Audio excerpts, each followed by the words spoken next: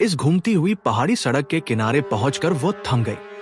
सड़क के किनारों पर बनी रेलिंग पर हाथ रखे वो चुपचाप सामने दो पहाड़ों के बीच रोशन चांद को देखने लगी। चांद आसमान के बीचों बीच पहुंच चुका है और यहां से जैसे कुछ फीट ही दूर है इनसे। ग्रहण बस शुरू होने वाला है। क्षितिज ने एक नजर अपनी घड़ी पर डाली। 9 बज चुके हैं। वो गाड़ी सड़क के किनारे लगाकर बाहर आ गया। दोनों हाथ जीन्स की अगली जेबों में डाले धीरे धीरे टहलते हुए वह भी समीक्षा की तरफ बढ़ने लगा। ग्रहण शुरू होने वाला है और कहते हैं कि खूबसूरत लड़कियों को ग्रहण के समय बाहर नहीं घूमना चाहिए, क्षितिज ने कहा। समीक्षा ने पलटकर उसकी तरफ देखा। ग्रहण को गलत फहमी भी हो सकती है कि चांद आसमान में है या जमीन पर। समीक्षा ने जवाब नहीं दिया। उसकी आंखें क्षितिज के साथ चलती हुई अपने ही बगल में आ ठहरी जहां अब क्षितिज खड़ा है। ऐसी ही किसी खूबसूरत और खामोश जगह पर समीक्षा के साथ वह भी चांद को यूं ही ताकना चाहता था। वह भी कोहरे से भरी हवाओं के ठंडे झोंके यूं ही उसके साथ महसूस करना चाहता था। मगर इस वक्त उस पर यह डर ज्यादा हावी है कि यदि समीक्षा के घर कोई बवाल हो गया तो वह नहीं चाहता कि उसके घर पर शादी की बात छिड़ने से पहले इस तरह का कुछ भी हो। वही जानता है कि समीक्षा की इस अपील के आगे वह खुद को किस तरह काबू किए हुए है। उसने आहसी भरते हुए उसके हाथ पकड़े और एक उंगली के पोर से उसकी नाक धीमे से दबाई। हमें देर हो रही है, घर जाना जरूरी है, हम कहीं और भी तो जा सकते हैं। क्षितिज के पास कोई जवाब नहीं है। बस उसने अपना गला साफ करते हुए उसका हाथ छोड़ा और मुस्कुराते हुए चेहरा चांद की तरफ कर लिया। उसे आदत ही नहीं है समीक्षा के साथ इस तरह की बातें करने की। पिछले 3 सालों में उनके बीच बात हुई है तो बस दोस्तों की, परिवार की, उसकी नौकरी की, या फिर समीक्षा के देर से पहुंचने पर कोई छोटी सी नोक-झोंक जिसने बरसों तक प्यास झेली हो। सरिता के करीब पहुंचते ही वो कुछ देर तो समझ ही नहीं पाता कि क्या करे और क्या नहीं। बस उसका दिल जोरों से धड़कने लगा है। क्षितिज चांद पर चढ़ते ग्रहण को देखने के बहाने नजरें चुरा रहा है। ये समीक्षा जानती है। असल में उसे भी ये खिलौना पसंद आ गया है। वो उसे जिंदा ही उन अंधेरों में ले जाना चाहती है जहां उसकी गिनती ना जिंदों में होगी ना मुर्दों में। फिर उसकी योजना भी है कि वह अपने गढ़ उस गुफा में सुधा के साथ क्षितिज को कैद कर ले, क्योंकि आकाश को क्षितिज और सुधा की नजदीकियां कतई बर्दाश्त नहीं है। वो कल्पना कर सकती है आकाश के चेहरे की जब उसकी सुधा क्षितिज के सामने बिछी होगी। तब आकाश के पास एक ही रास्ता बचेगा जो उसे सीधे उसके गढ़ में ले आएगा। वहां उसे समीक्षा के अलावा और भी कई रूहें मिलेंगी जो आक्रामक हैं, लेकिन उन्हीं के गढ़ में उन पर वार करने के अंजाम में आकाश का अस्तित्व खत्म सकता है। यूं भी उस गुफा के जर्रे जर्रे में शैतान की हुकूमत है। क्या तुम समझ नहीं रहे हो कि मैं क्या चाहती हूं? ऐसा नहीं है मैं। उसने बात पूरी नहीं की।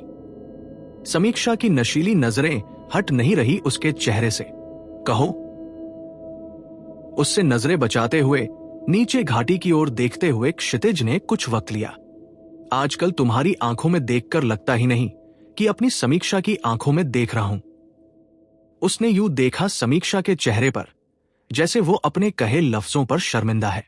समीक्षा की तरफ पलटकर उसकी उंगलियों को अपनी उंगलियों में खसाते हुए पता नहीं क्यों ऐसा लगता है जैसे तुम कोई और हो। वो फिर किसी सोच में गुम होकर चुप हो गया। मैं वही हूं क्षितिज जिससे तुम्हारा रिश्ता था और यही तुम्हें महसूस कराना चाहती हूं। समीक्षा ने एक कदम बढ़ाकर उनके बीच बचा फासला भी खत्म कर दिया और उसके चेहरे पर देखते हुए अपनी बाहें उसके गले के इर्द गिर्द लपेट दी। क्षितिज ने पलके उठाकर उसे देखा। उसकी नजरें आज कतरा नहीं रही। उसकी सांसों से छूटती खुशबू क्षितिज की सांसों में भर रही है और वो कदम पीछे नहीं ले रही। तुम महसूस करने की कोशिश तो करो, समीक्षा ने कहा। क्षितिज फिर मुस्कुराने लगा। पिछली बार तुम्हें किस करने वाला था तो मेरे सिर पर चोट लगी थी, याद है? इस बार ऐसा नहीं होगा, धीरे से कहते हुए समीक्षा ने उसके हाथ पकड़कर अपनी कमर पर रख लिए। क्षितिज का अंतर अचानक बर्फीला हो गया। पूरे मसूरी की बर्फीली हवाएं जैसे बस उसी के सीने में भर रही हैं। अब तक वो खुद को संभाल रहा था, लेकिन अब ये कोशिश भी मुश्किल है। पहली बार समीक्षा ने उसे इतने करीब आने दिया है। पहली बार उसने फासला बढ़ाया नहीं बल्कि खत्म किया है। उसकी रेशमी उंगलियां क्षितिज के गर्दन के करीब बालों को सहला रही हैं, उस पर जादू कर रही हैं। उसके पास से आती भीनी सी खुशबू ने क्षितिज के रहस्य होश भी चूर कर दिए।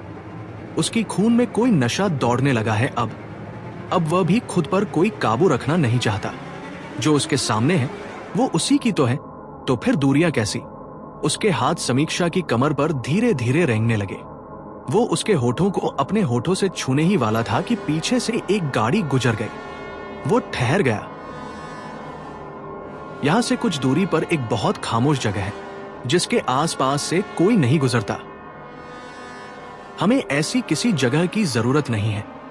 क्षितिज ने आवेग में आकर समीक्षा को बाहों में उठाया और ले जाकर गाड़ी की पिछली सीट पर लेटा दिया।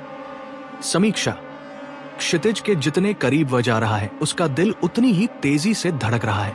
समीक्षा अब भी उसे रोक ले तो शायद वो खुद को होश में लाने की कोशिश कर भी जाए, मगर समीक्षा की खूबसूरत नजरें उस पर से अपना सम्मोहन खत्म ही नहीं कर रही और अब तो वो बिल्कुल नहीं रुकेगा। You feel so good. उसके हाथ समीक्षा की कमर से नीचे फिसलने लगे और होठ गर्दन के कोने को चूमते हुए नीचे जा रहे थे कि दूर रहो उससे। एक बिजली सी कौंध गई और किसी ने गाड़ी के दरवाजे से बाहर आ रहे क्षितिज के पैरों से खींचकर उसे सड़क पर दे मारा। जितनी देर में समीक्षा की बंद आंखें खुली, गाड़ी के सारे दरवाजे लॉक हो चुके थे। सड़क के बीचों बीच पड़े क्षितिज ने संभलते ही चारों ओर देखा, किसी को ढूंढा और जैसे ही उसे समझ आया कि वहां उनके अलावा कोई और है ही नहीं, उसके पूरे बदन पर एक साथ कई चींटियां काट गई। वो उछलकर अपने पैरों पर खड़ा हो गया। यहां कुछ ठीक नहीं है, कुछ अजीब हो रहा है। वो तुरंत गाड़ी पर लपका। गाड़ी का अगला दरवाजा खोलने के लिए उसने हैंडल 2 बार मरोड़ा, लेकिन दरवाजा खुल नहीं रहा। समी, तुमने लॉक किया है? उसने समीक्षा से पूछा, लेकिन बंद शीशों के अंदर उसे सुनाई नहीं दे रहा। वो भी बेहद डरी हुई है और खुद बाहर आने के लिए छटपटा रही है। एक अनजाने से डर से क्षितिज भी हड़बड़ाया सा है। हाथ पैर चलाते हुए उसे महसूस हुआ कि गाड़ी की चाबियां उसकी जेब में ही है। उसने जेब में हाथ डाला और जब तक वो चाबी जेब से बाहर निकालता, गाड़ी खुद ही स्टार्ट हो गई। What the hell is this now? हैरानी के साथ उसके हाथ सिर तक आ गए। बालों में उंगलियां घुमाते हुए उसने एक ओर देखा। अपनी फटी सी आंखों के आगे चल रहे नजारे पर यकीन नहीं हो रहा उसे। ये सच है या उसकी कल्पना? वो बाहर है, समीक्षा पिछली सीट पर, और आगे तो कोई है ही नहीं। दिमाग ने काम करना ही बंद कर दिया है और इस वक्त वो कुछ सोच पा रहा है तो बस ये कि किसी तरह समीक्षा को बाहर निकालना है। हड़बड़ाहट में उसने दरवाजा खोलने के लिए हैंडल को फिर से पकड़ा और उफ! एक आह के साथ उसके हाथ खुद ही हट गए वहां से। शिट! दर्द से छटपटाकर दांत पीसते हुए वो वही घुटनों पर बैठ गया। गाड़ी किसी अंगार की तरह दहक रही है और उसके हाथ ने जैसे उसी अंगार को भींच लिया। उसका हाथ झुलस गया है। दर्द और जलन के चलते उसने 2 बार हाथ झटका। दूसरे हाथ से इस हाथ की कलाई जकड़े वो छटपटा रहा था कि उसकी भीगी आंखें उठकर गाड़ी के शीशों पर रो रो कर हाथ मारती समीक्षा पर गई। वो अपना दर्द भूल गया। उसकी जान को यहां नहीं बल्कि वहां खतरा है। बिना कुछ सोचे उसने अपनी कमीज उतारी और उसे हाथ में लपेटकर दोबारा गाड़ी का दरवाजा खोलने की कोशिश करने लगा। हाथों का जोर, लात और घूंसों की टक्कर, सब कुछ वह गाड़ी के दरवाजे पर बरसा रहा है, लेकिन चोट सिर्फ उसे ही लग रही है। करीब 1 मिनट से अपनी जगह पर घरघराकर उसकी ताकत की आजमाइश ले रही गाड़ी अब धीरे धीरे सड़क पर आगे सरकने लगी। उधर समीक्षा किसी तरह पिछली सीट से सरक कर आगे की सीट पर आ गई है, लेकिन अब भी उसे समझ नहीं आ रहा कि क्या करे। उसने कभी गाड़ी चलाई ही नहीं।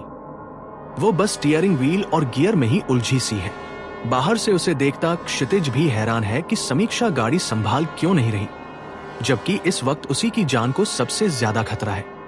समीक्षा, प्लीज डू समथिंग, ब्रेक्स दबाओ। क्षितिज गाड़ी के साथ साथ चलते हुए चीख चीख कर उसे समझा रहा है, लेकिन इन दोनों की आवाजें एक दूसरे तक नहीं पहुंच रही और न ही क्षितिज के किए इशारे वो समझ पा रही है। गाड़ी धीरे धीरे रफ्तार पकड़ने लगी और उसके साथ क्षितिज को अपनी जान जाते हुए दिखाई देने लगी। आसपास किसी तरह की मदद ढूंढती उसकी हताश सी नजरें किनारे पड़े एक बड़े से लकड़ पर गई। एक बार उसने हिम्मत बंधाने के लिए समीक्षा को देखा और फिर तेजी से भागता हुआ पहुंचा उसी लकड़ के पास। उसे उठाकर जितनी तेज हो सका गाड़ी के पीछे दौड़ पड़ा। कोई और रास्ता नहीं है सिवाय पिछले कांच को तोड़ने के। गाड़ी के करीब पहुंचते ही उसने शीशे पर वार करने को हाथ ऊपर उठाए थे कि अचानक फिर एक तेज धक्के ने उसे गाड़ी से लगभग 15 फीट दूर उछाल मारा। सड़क पर रगड़ते हुए वह किनारे की एक पथरीली चट्टान से जा टकराया। बस एक बार उसका दायां हाथ सिर के पीछे गया और उसकी आंखों के सामने सारी दुनिया तेजी से घूमी और उसके साथ ही सब कुछ अंधेरा हो गया। समीक्षा के पैर अब ब्रेक पर दब तो रहे हैं, लेकिन गाड़ी पर कोई असर नहीं। वह कोशिश किए जा रही है, मगर रुकना तो दूर, गाड़ी की रफ्तार तक कम नहीं हो रही।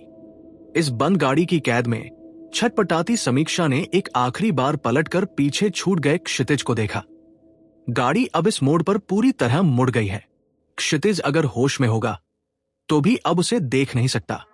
इस रोने धोने के नाटक का अब कोई अर्थ नहीं।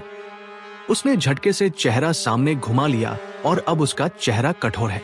उसे तैयार रहना है आने वाले पल के लिए। उसे पता है कि इन घटनाओं के पीछे कौन हो सकता है। दूर सड़क के एक अन्य छोर पर गुप्त अंधेरे के बीच जैसे कोई दिया टिमटिमा रहा है और गाड़ी मुख्य सड़क को छोड़ उसी पगडंडी की ओर तेजी से खींची जा रही है, मानो कोई विशाल चुंबक उसे अपनी ओर खींच रहा हो, या तारकोल से बनी इस घुमावदार सड़क पर चुपके से सख्त बर्फ की परत उभर आई हो, जिस पर फिसलते जाना गाड़ी की मजबूरी है। गहरी सांस खींचते हुए समीक्षा ने आंखें बंद की। उसे जानना है कि इस सब के पीछे उसे जो वजह दिखाई दे रही है, क्या वाकई वही है? अगर वही है तो उसे भाग निकलने के लिए रास्ता तलाशना होगा। विगृत की तरंगों से भी तेज उसकी सोच 2 किलोमीटर का ये फासला क्षण भर में तय करते हुए वहां पहुंची, जहां आसमान में चांद ग्रहण में आधा हो चुका। जमीन पर बिखरी चांदनी का दायरा जैसे सहम कर सिमटता जा रहा है। नीचे खाई में करलव करती पहाड़ी नदी का शोर यहां इस सड़क तक सुनाई दे रहा है। हवा की ठंडक के साथ कुछ और ही मनोरम हो गया है ये सन्नाटा। खाई से लगती इसी सड़क के बिल्कुल किनारे पर खड़ी है रुपहली रोशनी से भरी ये इंसानी आकृति, सीने पर हाथों को बांधे और सिर थोड़ा दाएं झुकाए जैसे किसी का इंतजार कर रही हो। वेलकम समीक्षा। ये लफ्ज गूंजने के साथ ही गाड़ी में आंखें बंद किए बैठी समीक्षा का ध्यान जितनी तेजी से गया था, उतनी ही तेजी से आकर टकरा गया उससे। झटके से उसकी गर्दन पीछे हुई, उसकी आंखें खुली और खुलते ही बड़ी बड़ी बादामी आंखों की जगह छोटे छोटे स्याह गड्ढों ने ले ली। बदन की खाल पर सूखे पत्तों सी चुन्नटें उभरती चली आ रही हैं। उसके हाथ पैर के पंजे पीछे मुड़ने लगे। शरीर विकृत होता जा रहा है और चेहरा विभत्स। इस मरमरी खाल के पीछे छुपा हैवान धीरे धीरे बाहर आने लगा है। आकाश के तरीके से ही जाहिर हो गया है कि आज समीक्षा का आखिरी दिन है इस जिस्म में। उसके होठों के किनारे फड़फड़ा कर खुले और भाप का गुबार छोड़ते हुए। आज तुमने इंतजार नहीं किया क्षितिज के हद पार करने का? हाँ, क्योंकि आज बर्बाद करने के लिए वक्त नहीं था मेरे पास। तुम्हें दी हुई मोहलत खत्म, वापस चलो। आकाश की चेतावनी के जवाब में समीक्षा की आंखों के कोनों से रेंगती अंधेरी बेलें उसके बदन पर फैलने लगी। मगर आज वह सिर्फ फैल नहीं रही, बल्कि लावे की महीन धारों की तरह उसकी खाल को झुलसाती जा रही है। वह जानती है कि वह आकाश से लड़ तो सकती है, मगर उससे जीत नहीं सकती। उसकी ताकतें कितनी भी बढ़ गई हों, आकाश हमेशा उससे एक कदम आगे ही रहेगा। क्योंकि जब आकाश अपनी पर आता है तो किसी नियम की परवाह नहीं करता। नहीं उसे अपनी इस पहचान से प्यार है, उसे सिर्फ एक नाम से प्यार है, और वह सुधा है। किलस में उसने अपनी गर्दन की नस पर दाएं तर्जनी का नाखून रख लिया। ऐसी गलती मत करना समीक्षा। ये ठंडी चेतावनी गाड़ी की छत से, खिड़कियों से, हर एक कांच से, हर एक कोने से सुनाई दे गई। आकाश की जगमगाहट आवेश में घट बढ़ रही है, लेकिन गाड़ी के अंदर बैठी समीक्षा उसकी इन ताकतों से बेअसर है। सिर्फ गाड़ी उसके प्रभाव में है, समीक्षा नहीं। आकाश को इतनी दिक्कतें किसी आत्मा के साथ नहीं आई थी। वह एक आत्मा है जो अपने खुद के जिस्म में है, और ऐसे से भिड़ जाना आकाश के लिए भी आसान नहीं होगा। इनसे सिर्फ एक ही तरीके से पीछा छुड़ाया जा सकता है, और अगर सुधा की वापसी का ख्याल न होता तो वो इसी पल समीक्षा को भी इस गाड़ी के साथ खाक कर देता। मगर फिलहाल उसे ये बेमतलब की लड़ाई झेलनी ही होगी। क्या इसके अलावा कोई और रास्ता हो सकता है? तुम कर क्या लोगे वैसे? समीक्षा हंसी। आकाश खामोश रहा। मुझे खत्म करने के लिए शरीर को भी तो खत्म करना होगा। कर सकते हो? तुम चाहो तो अभी वापस जा सकती हो। आकाश ने चांद की ओर एक बार देखा, जो कि अभी ग्रहण के बीच है। उसने समीक्षा की धमकी पर कोई ध्यान नहीं दिया, बस वही औपचारिक चेतावनी जो आकाश जैसे अक्सर समीक्षा जैसों को दिया करते हैं। क्या बात आकाश, आज तुम्हारी जान मेरे हाथों में है तो मुझसे सौदे करने लगे? सौदा तो तुम्हारा मालिक भी न कर सका मुझसे, और तुम भी जानती हो कि यह तुम्हारी आखिरी गलती थी। बेशक वह जानती है, लेकिन वह आकाश की शर्तें क्यों माने? माना कि वह हार सकती है, लेकिन जीतने तो वह आकाश को भी नहीं देगी। वह फिर वही खिसियानी सी हंसी हंसने लगी।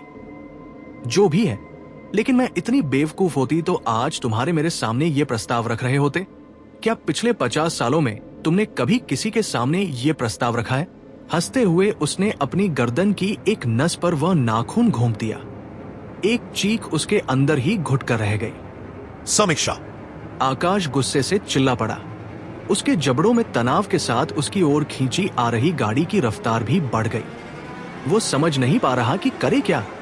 चाहता तो यही है कि समीक्षा उस दुनिया में लौट जाए, क्योंकि वह अंधेरों की दुनिया में अपनी जगह सुधा की आत्मा को खसाई है।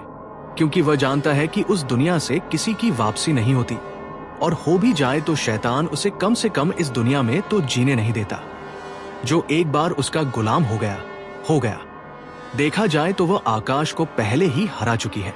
इधर समीक्षा के सामने भी कुछ मुश्किलें हैं। उसका पूरा बदन जोरों से थर्राने लगा है। अब साफ दिखाई दे रहा है कि ये जिस्म ही खुद इस बाहरी आत्मा का विरोध करता आ रहा है। अगर इस वक्त वह केवल आत्मा होती तो उसके लिए भाग जाना उतना ही आसान होता जितना कि हर बार रहा है, लेकिन इस वक्त उसे अपने साथ इस जिस्म को भी ढोना है। वो इसे जैसे तैसे काबू करते हुए किसी तरह का मंत्र या कुछ ऐसा ही बड़बड़ाने लगी है। अपनी जुबान में वह दुआ पढ़ रही है, ऐसी जुबान जिसमें शब्दों की जगह आहे तनाव और दर्द ज्यादा है। बड़बड़ाते हुए उसने एक गहरी सांस भरी और सड़क के किनारे खड़े पेड़ों में से एक के तने पर अपनी नजरें जमा ली। अचानक 20 फुट लंबे उस देवदार का एक हिस्सा इस तरह बीच से कटकर सड़क पर गिर गया, मानो उस पर बिजली गिरी हो। उसके गिरने की देर थी कि समीक्षा की आंखें उसके विपरीत पेड़ पर जम गई, और दूसरे पेड़ का एक बड़ा हिस्सा भी इसी तरह सड़क के इस पार से उस पार तक बिछ गया। आकाश की तरफ बेतहाशा फिसलती जा रही ऑडी 6 का बम्पर देवदार के 2.5 फीट आयात के तनों से बार बार टकरा रहा है, मगर गाड़ी अपनी जगह से 1 इंच आगे नहीं बढ़ पा रही। उसका रास्ता अवरुद्ध है, और इस अवरोध को पार करना उसकी अपनी कार्य क्षमता से बाहर। सड़क के अंत पर खड़े आकाश के सुलगते चेहरे पर शिकन आ गई। वह जानता है कि समीक्षा जानबूझकर उसका वक्त जाया कर रही है। यहां उसकी भौं में तनाव बढ़ा और उधर गाड़ी का स्पीड मीटर जोर मारने लगा।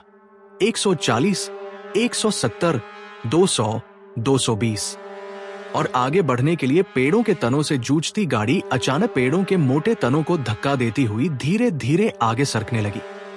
कुछ कदम वह पेड़ रगड़ते हुए उसके पहियों के साथ बढ़े और फिर एक एक कर किनारे छूट गए। समीक्षा भेड़िए की तरह चेहरा उठाए पूरी जान से चिढ़ांड उठी। पेड़ों से पक्षियों के कई झुंड एक साथ उड़े। बाहर बहती हवा धीरे धीरे तूफानी होने लगी। सड़क के किनारों पर बिखरे सूखे पत्ते और तिनके जैसे सजीव हो गए। पेड़ों की डालियां अपने तनों से उखड़ जाने को मचलने लगी हैं, और हवा जैसे पूरी कायनात ही अपने साथ उड़ाकर ले जाना चाह रही है। इस वक्त विपरीत बहती हवा का एक प्रचंड झोंका गाड़ी के सामने से आ टकराया। उसके बम्पर को अंदर धंसाते बवंडर ने पहले गाड़ी की रफ्तार कम की और फिर उसी जगह रोक दिया। मैं उसकी भेंट चढ़ा चुकी हूं, एक भद्दी गाली जोड़ते हुए, और मेरा मालिक चढ़ी हुई भेंटों को वापस नहीं करता। वो उसे लेने लौटेगा। आकाश की छवि की जगमगाहट तिगुनी हो गई। मुट्ठियां कस गई। उसकी रुपहली आभा धीरे धीरे बदलकर सुनहरी होने लगी, बेहद सधे और कठोर लफ्जों में, तो फिर मैं भी लौटूंगा। इन दोनों के परस्पर विपरीत खिंचाव के बीच फंसी इस गाड़ी के 333 हार्स पावर का इंजन पहियों को लगातार 3000 आरपीएम की रफ्तार से घुमा रहा है। हवा के उद्धत वेगों से उड़ती धूल और सूखे पत्तों से लगभग अपारदर्शी हो चुकी इस सड़क पर गाड़ी पहियों से चिंगारियां छोड़ती हुई तेजी से एक किनारे से दूसरे किनारे के बीच फिसलने लगी, लेकिन 1 इंच भी आगे या पीछे नहीं जा पा रही। दो विपरीत ऊर्जाओं के बीच फंसी इस गाड़ी के बोनट से 2 मिनट में ही धुआं उठने लगा। यहां आकाश के चेहरे पर फिक्र की रेखाएं खिंचने लगी। एक और दुविधा आ गई है उसके सामने। यही हाल रहा तो किसी भी वक्त गाड़ी आग पकड़ लेगी और अंदर समीक्षा का स्वाह हो जाना तय है और उसी के साथ सुधा की वापसी नामुमकिन। फिर दूसरी तरफ समीक्षा की गर्दन की नस से बहता लहू उसे बालू घड़ी में रिश्ती रेत की तरह खत्म होते वक्त की याद दिला रहा है। उसके पास न वक्त है और न ही रास्ते। उसकी सीमाएं हमेशा से तय थी और आज भी तय है। वह समीक्षा से भिड़ सकता है लेकिन उसे चोट नहीं पहुंचा सकता। समीक्षा को मुक्त करता है तो फिर सुधा की आने वाली जिंदगी पर हैवान की नजर हमेशा रहेगी। उसे मुक्त नहीं करता है तो ये बला उसके बाद सुधा को न जीने देगी न मरने देगी। उसकी परेशान नजरें एक बार आसमान पर गई। आकाश ने एक बार पलटकर अपने ठीक पीछे की खाई को देखा। उसे समीक्षा को उस घाटी तक लाना था क्योंकि पेड़ों से घिरी इस सड़क पर चांदनी पूरी तरह पहुंच ही नहीं रही है और उसे समीक्षा को मुक्त करने के लिए ये दिव्य रोशनी जरूरी है। फिर सुलग उठने के कगार पर खड़ी इस गाड़ी पर और जोर आजमाइश भी सही नहीं। समीक्षा के चेहरे की वो कुटिल मुस्कुराहट अब और लंबी हो गई। उसने आकाश के सामने जो हालात पैदा कर दिए हैं वो उनमें उलझ गया है, साफ दिख रहा है। मैंने कहा था ना, यू कांट सेव हर। आकाश का चेहरा क्रोध में थर्रा उठा। किसी एक तरफ का खिंचाव हटाना होगा गाड़ी से। इसी वक्त उसने अपना चेहरा दाएं तरफ झटक लिया। उसकी तरफ से बना खिंचाव हटते ही केवल समीक्षा के प्रभाव में गाड़ी झटके से इतनी रफ्तार से पीछे फिसली मानो उसे छोड़कर सड़क आगे निकल गई हो। इस झटके से समीक्षा का ध्यान भी टूटा।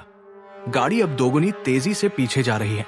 आकाश से बढ़ती दूरी का आभास होते ही अपनी जीत की खुशी में वो पागलों की तरह ठाके लगाने लगी।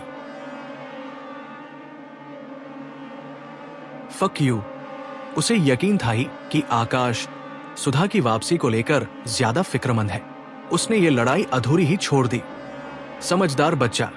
स्टीयरिंग व्हील को उल्टा सीधा घुमाते हुए वो गाड़ी को दूरदर्शी तरफ एक कच्चे रास्ते पर ले गई। कुछ 5 मिनट बाद ही एक ढलानदार और पथरीले रास्ते से गुजरती हुई वो आखिर अपनी मंजिल को सामने देख पा रही है। लंबीधार माइंस। वो आज क्षितिज को भी यहां लाने वाली थी। खैर, क्षितिज तो समीक्षा की एक पुकार पर ही यहां आ जाएगा। वो खुद को आश्वस्त करती हुई फिर हंसने लगी। बस एक बार वह सशरीर इस गुफा में दाखिल हो जाए तो एक तरफ सुधा और दूसरी तरफ आकाश दोनों खून के आंसू रोएंगे। वो अपने बावलेपन में हंसती ही जा रही है। गुफा के मुहाने और गाड़ी के बीच कुछ 20 फीट की दूरी रह गई थी कि समीक्षा ने अपनी खुशी के चरम पर एक्सीलरेटर पूरी तरह दबा दिया और गाड़ी लगभग उछल सी गई प्रवेश द्वार की ओर।